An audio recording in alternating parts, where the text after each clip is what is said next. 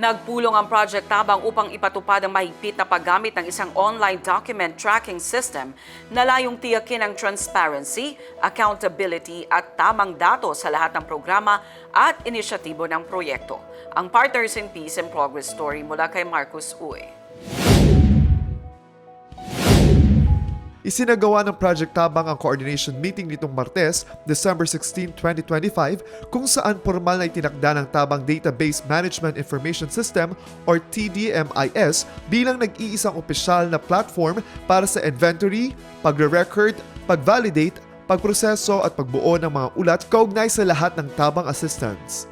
Layunin ng hakbang na magkaroon ng iisang pamantayan sa data handling at maiwasan ang anumang pagkakaiba o hindi pagkakatugma ng impormasyon sa iba't ibang unit, component at otorisadong personnel ng proyekto.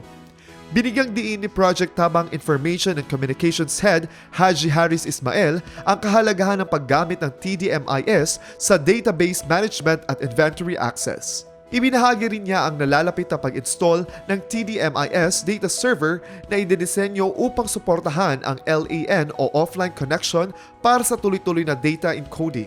Samantala, ipinaliwanag ni TDMIS System Administrator Faisal Mangulamas ang tamang paggamit ng sistema ayon sa bawat component ng Project Management Office, kabilang ang health, livelihood at humanitarian response at services upang masiguro ang pare-parehong data entry at reporting.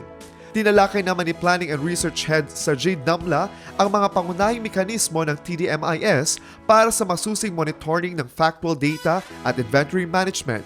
Gayon din, ang target na ganap na maitatatag ang TDMIS data server pagsapit ng 2026. Ayon sa Project Tabang, lahat ng datos kaugnay sa mga benepisyaryo, aktibidad ng programa, dokumento at mga ulat ay kinakailangang i-encode na lamang sa pamamagitan ng TDMIS.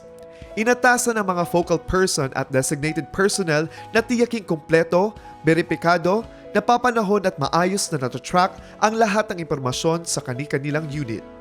Marcus Uy, iMinds Philippines.